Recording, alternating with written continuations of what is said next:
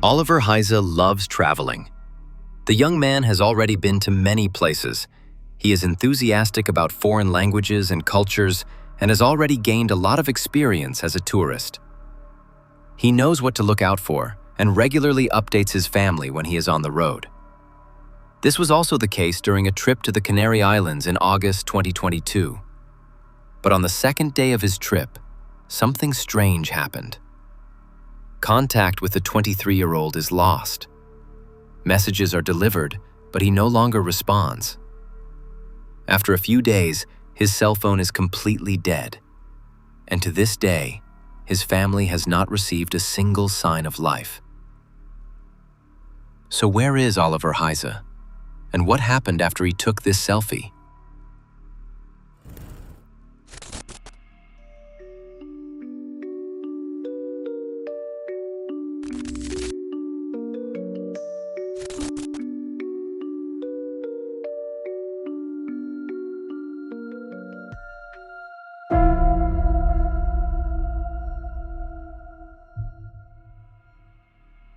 Oliver was born in Minden in Western Germany, the middle of three brothers. After their parents separated, the three boys grew up with their mother, Marion. After graduating from high school in 2019, Oliver began training as a chemical laboratory assistant. He moved out of his parents' house and now lives in his own rented apartment. Oliver will only be 23 in 2022, but he has already seen quite a bit of the world. He even lived in Japan for a year and went to school there. He learned English and French at school and Japanese in his free time. After his extended stay in Japan, he visited again and also traveled to Egypt. Just like Japanese, Oliver also taught himself Arabic. So he is not only an independent young man, but also inquisitive and open-minded. Oliver has vacation in the summer of 2022. He has 6 months left until the end of his training, and before he takes his exam, he wants to take another chance to travel. In addition, he and his girlfriend recently broke up after a long relationship. So a little distraction is just what he needs, even though he's doing well again. He had actually planned a trip to Italy with his brothers Mathis and Lucas. But as is often the case when you plan with several people who all have to work, it just doesn't work out. But Oliver has already submitted his vacation request, so he spontaneously plans another one of his solo trips. He wants to go to the Canary Islands. But Oliver has no desire to visit overcrowded tourist resorts and commercialized hotels. He wants to see the real island life. He wants to travel to La Gomera via Gran Canaria and Tenerife. He plans to spend the night in the many caves on the island. That may sound a little strange at first, but the Canary Islands are actually known for their many caves.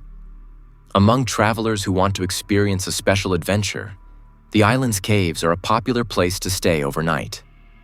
In addition, some dropouts have settled permanently in the caves of the Canary Islands and actually live there.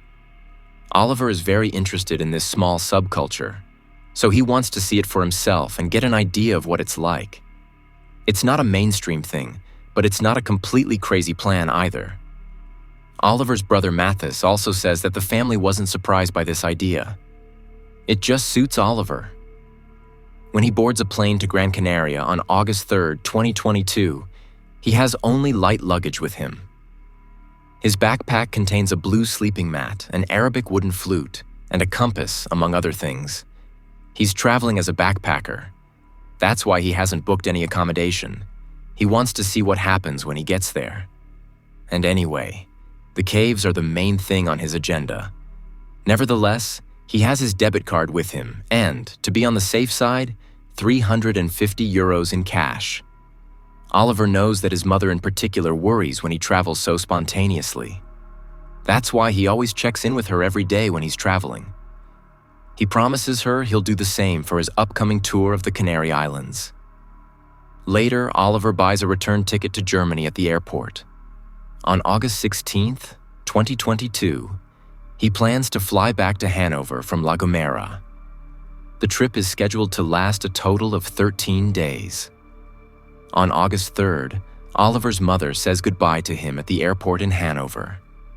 It is the last time mother and son see each other to date.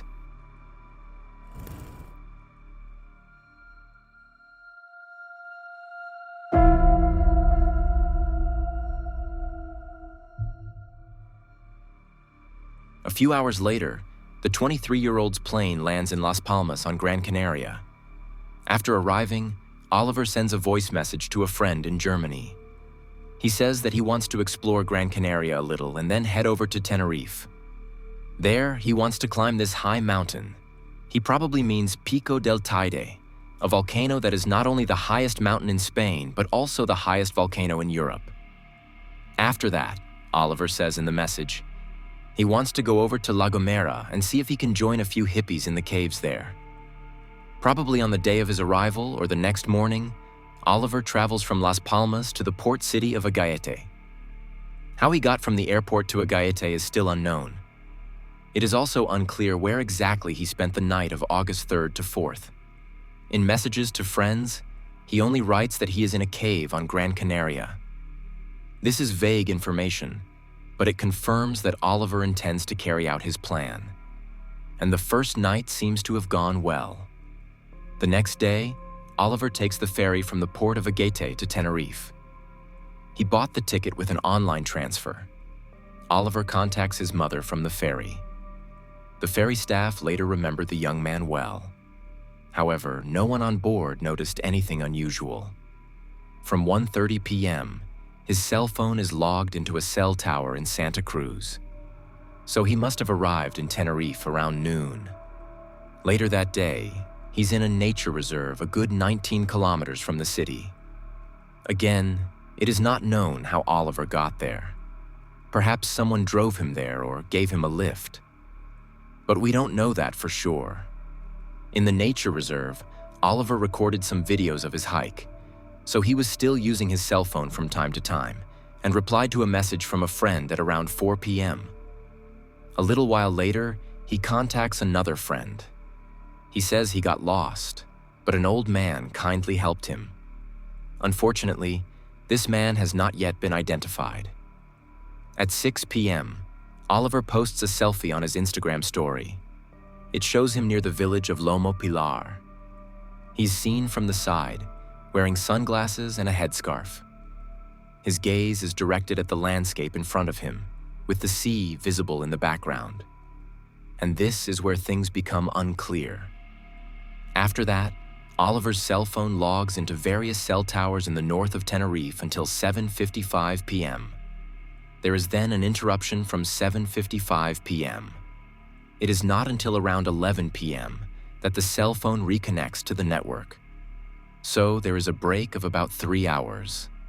But the login at around 11 p.m. lasts only less than a minute and is not from Tenerife, but from the east coast of Gran Canaria. This is very confusing, and the mystery has not been completely solved to this day. However, there is a theory about this circumstance. Oliver or his cell phone may be at sea. This is because network coverage is not as good there as on land, and when the cell phone receives a signal, it simply connects to the nearest cell tower. It is therefore possible that Oliver was not actually back on the island of Gran Canaria, but somewhere in the water off the coast.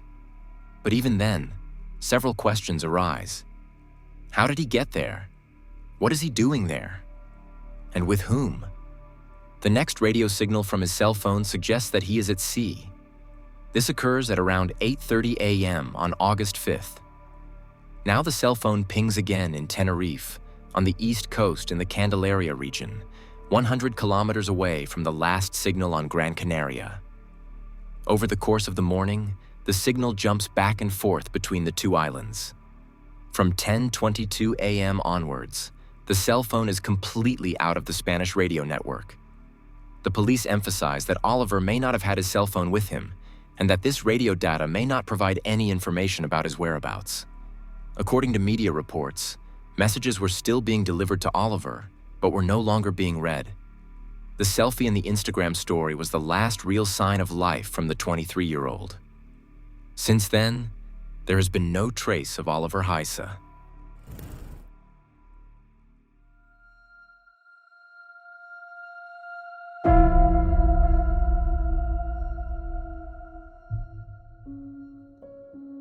On the morning of August 8th, Oliver's mother reports him missing after not hearing from him for days. The German police contact their Spanish colleagues, who begin investigating on site. The priority is the area around Lomo Pelado, where Oliver took his last selfie on August 4th. Unfortunately, despite intensive efforts, Oliver cannot be found. The police are only able to secure a walkie-talkie in the nature reserve. They also notice a few trees tied together, which could have been used to construct a kind of tent for a night's shelter. However, Oliver's mother is certain that the walkie-talkie does not belong to her son. She's also certain that Oliver would not have built this structure.